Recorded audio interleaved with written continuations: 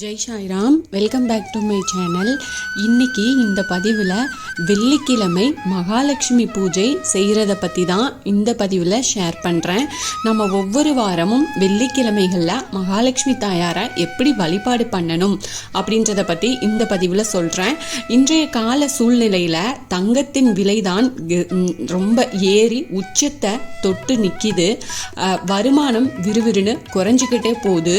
இந்த சூழ்நிலையிலையும் நம்முடைய வீட்டில் தங்கம் சேரணும், பணத்துக்கு பஞ்சம் வரக்கூடாது, தனதானியங்கள் எல்லாமே நிறைவாக இருக்கணும் அப்படின்னா, வீட்டில் ஆரோக்கியமும் பெருகணும் அப்படின்னா மகாலட்சுமி தாயாரை எப்படி வழிபாடு செய்யணும் அப்படின்றத பற்றி ஒரு எளிமையான வழிபாட்டு முறையை நாம் இந்த பதிவில் பார்க்கலாம்.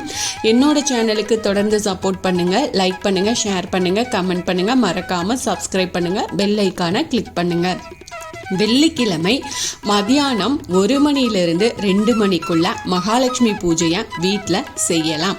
மகாலட்சுமி முன்னாடி 2 மண் அகல் விளக்குகளில் நெய் ஊற்றி பஞ்சுத்திரி போட்டு தீபமேத்தி வச்சுக்கோங்க.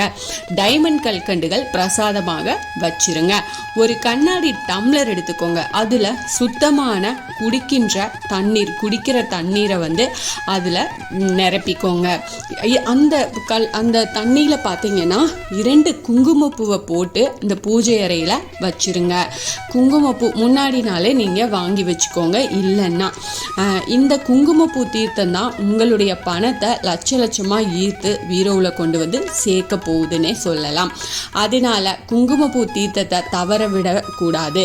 மகாலட்சுமிக்கு வெள்ளை நிற மல்லிகை பூக்களால் அலங்காரம் செஞ்சு மணக்க ஊதுபத்தி ஏற்றி கற்பூரம் காண்பிச்சு பூஜையை நிறைவு செஞ்சுக்கலாம்.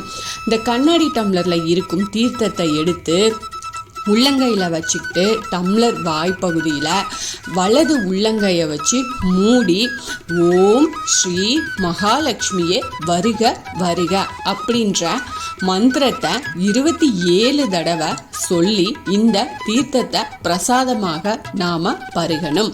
வீட்டில் இருக்கிறவங்க எல்லாருமே இந்த தீர்த்தத்தை தாராளமாக குடிக்கலாம். அதில் எதுவும் தவறு கிடையாது.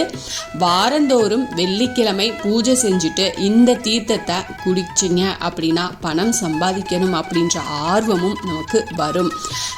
தானாக வேலை செய்ய பணத்தை சம்பாதிக்க சுறுசுறுப்பாக ஓடி நாம் உழைக்கலாம்.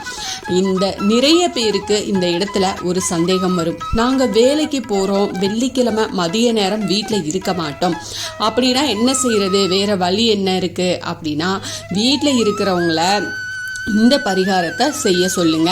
மதியம் 1 மணியிலிருந்து 2 மணிக்குள்ள இந்த பரிகாரத்தை செய்யும் போது தான் பல மடங்கு பலன் நமக்கு கிடைக்கும்.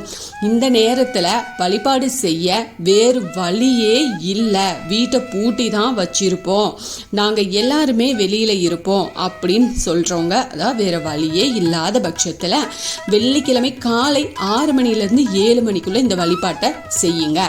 இல்லை அப்பையும் முடியலை அப்படின்னா இரவு 8 மணிலேருந்து 9 மணிக்குள்ள இந்த வழிபாட்டை செய்யலாம். இந்த அதிசக்தி வாய்ந்த வழிபாட்டை ஒரே ஒரு வெள்ளிக்கிழமை செஞ்சுட்டு லட்சமாக நமக்கு பணம் எதுவும் வரலையே, நம்ம கோடியாக கடன் எல்லாம் அப்படியே இருக்கே, நமக்கு எதுவுமே வரலையே, அந்த மாதிரி எதுவுமே நினைக்கக்கூடாது.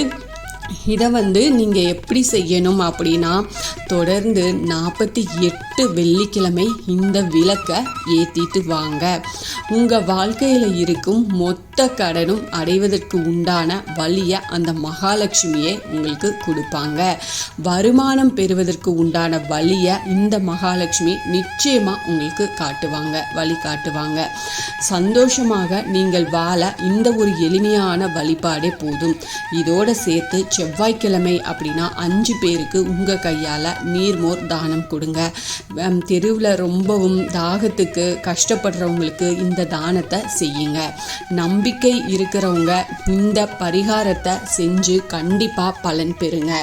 இது ரொம்ப எளிமையான வழிபாடு தான். நீங்கள் தாராளமாக வீட்டில் கண்டிப்பாக மகாலட்சுமி தாயாரோட படமோ விக்கிரகமோ வச்சுருப்பீங்க. இந்த வழிபாட்டை நீங்கள் செஞ்சு பாருங்கள். நிச்சயமாக உங்களுக்கு கை மேலே பலன் கிடைக்கும்.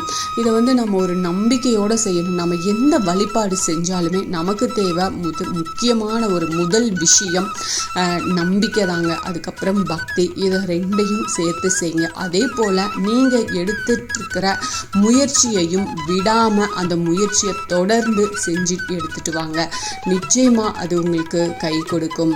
அம்பாள் உங்களுடைய பிரார்த்தனையை நிறைவேற்றி கடன் இல்லாத, அதே மாதிரி நகையும் கடனில் இருக்குது, அடமானத்தில் இருக்குது அப்படின்னாலும் அதை திருப்பக்கூடிய பாக்கியத்தையும் எல்லாத்தையுமே உங்களுக்கு கிடைக்கும்படி செய்வாங்க. அதனால் இந்த எளிமையான பரிகாரத்தை செஞ்சு நீங்கள் கை மேலே பலன் பெறலாம். இந்த பதிவு உங்களுக்கு பயனுள்ள பதிவாக இருக்கும் அப்படின்னு நான் நம்புகிறேன். இதில் ஏதாவது சந்தேகம் இருக்குது அப்படின்னா எனக்கு கமெண்ட்டில் கேளுங்க, நான் பதில் சொல்கிறேன். என்னோட சேனலுக்கு தொடர்ந்து சப்போர்ட் பண்ணுங்கள், லைக் பண்ணுங்கள், ஷேர் பண்ணுங்கள், கமெண்ட் பண்ணுங்கள், மறக்காமல் சப்ஸ்கிரைப் பண்ணுங்கள், பெல் ஐக்கானை கிளிக் பண்ணுங்கள். இது போல் எனக்கு தெரிஞ்ச ஆன்மீக பதிவுகள் உங்ககிட்ட நான் ஷேர் பண்ணுறேன். Thank you friends. மீண்டும் அடுத்த பதிவில் சந்திப்போம்.